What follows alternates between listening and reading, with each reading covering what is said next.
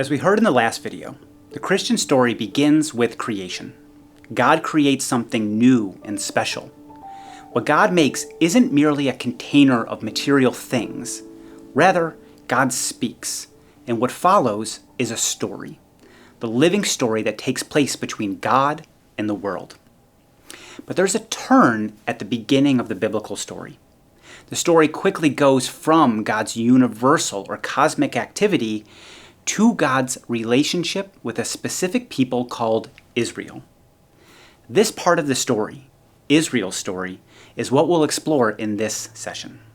Who is Israel?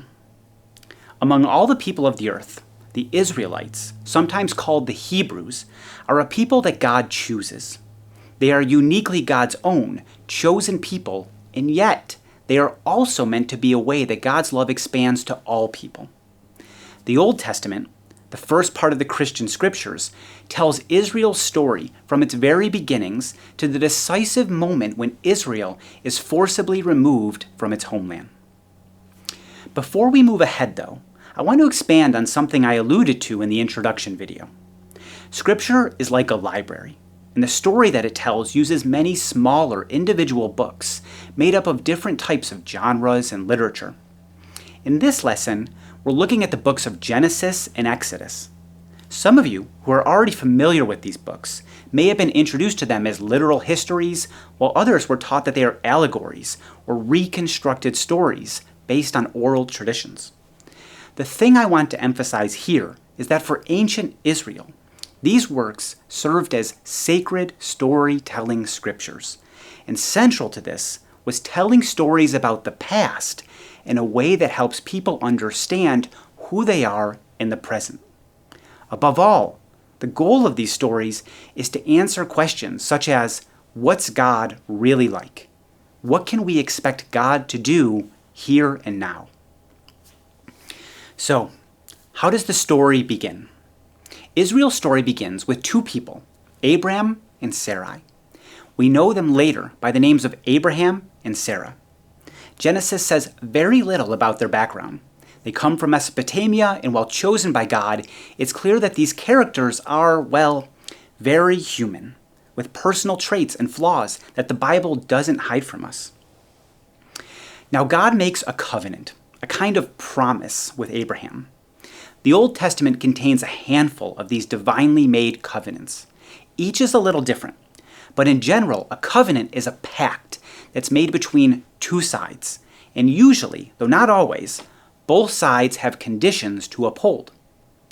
The covenant God makes with Abraham goes like this. God says to Abraham, "Rise, leave your home in Mesopotamia. Go to this new place called Canaan, and there I'll make of you a great nation. I'll protect you, and I'll not only bless you, but I'll make you into a blessing that extends to all the families of the earth."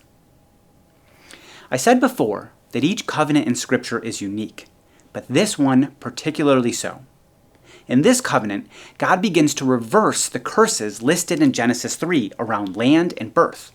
Even more, the uniqueness of this promise lies in the fact that it's totally one-sided. God says to Abraham, "Through you I will do this and that. I will bless the world through you, your kin. I will, not if you do X, then I will do Y." The key point is that here, at the very beginning of Israel's story, God makes a covenant and promises that God will be the one who makes it happen. The promise, in other words, is unconditional. God makes an unconditional promise to bless the world through the people of Israel. But if God just will do this, then that means that something about God is on the line here. God creates the world and relates to it. But here, God is even more deeply involved, for with this promise, God's own story becomes a story committed to the story of creatures like us.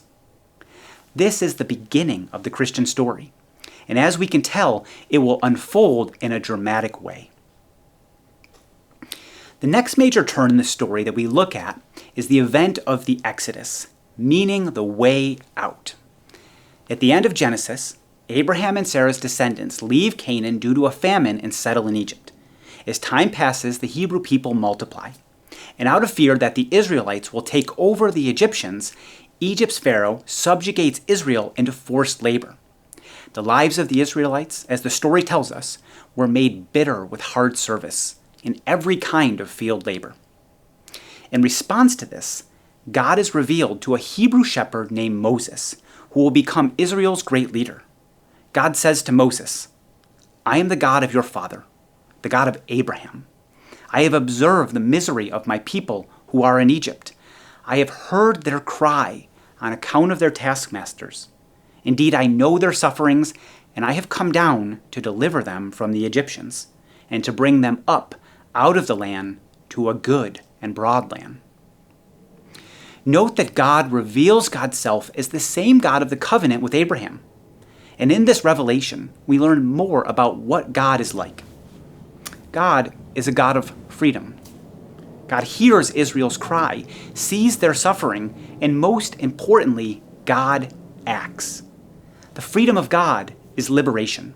It's not arbitrary freedom, but freedom for the good, a freedom that reveals to us the dignity, value, and worth of human beings. This kind of freedom says to Israel, as it has been said to enslaved persons over the course of history, "I am for you. Justice will come." Once God delivers Israel from bondage in Egypt, God brings the liberated people to a place called Mount Sinai.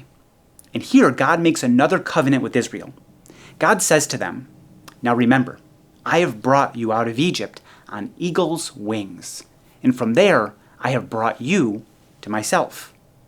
Of all the peoples of the world, I choose you to be for me a priestly kingdom and a holy nation." Israel is meant to be a light to other nations, a people who reflect the very goodness of God to the rest of the world.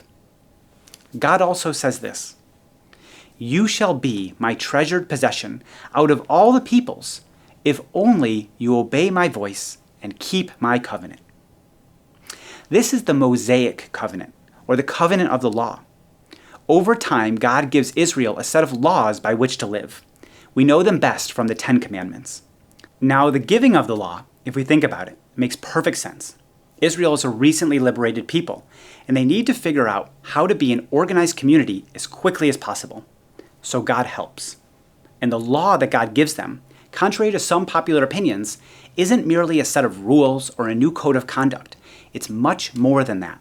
The law in its entirety is complex and historically situated. Anytime we look at it, we must take into account its ancient context. But at its heart, the law contains concerns about justice, mercy, and faith that are meant to be embodied and lived out by God's people. The law is given to a people who have been liberated from slavery, loved by God, and called to faithfulness. In the final sermon that Moses gives before his death, he says as much. Conveying God's words to Israel, Moses proclaims, "See, I have set before you today life and prosperity, death and adversity."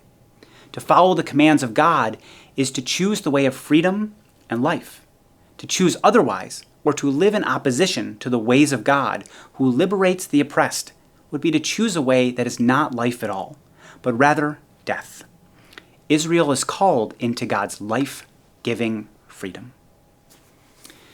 I want to close our time with a brief comparison of the two covenants we've just looked at, the covenant with Abraham and the covenant of the law. At this point, what's most important for tracking with the Christian story is simply to see these two covenants alongside one another. In one way, they are alike. God's promise to Abraham and Sarah reflects the depth of God's love.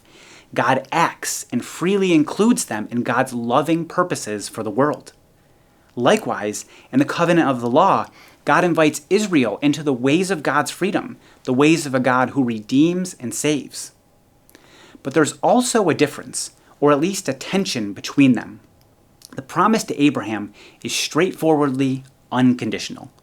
God just will bless the world through their descendants. But the covenant of the law is conditional.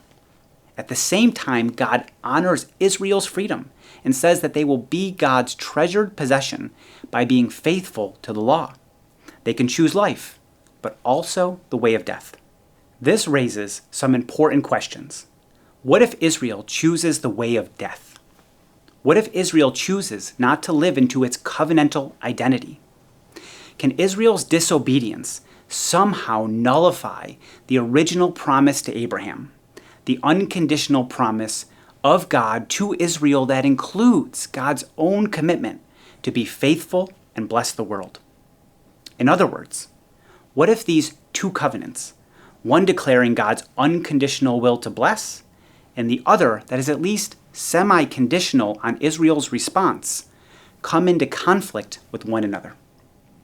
Well, they will. But for now, the point is simply to feel this tension. For as we'll see in the following lessons, it's this very tension that animates the drama of God's story with Israel, and ultimately, it's this tension that shows us why what God does for us in the person of Jesus Christ truly matters.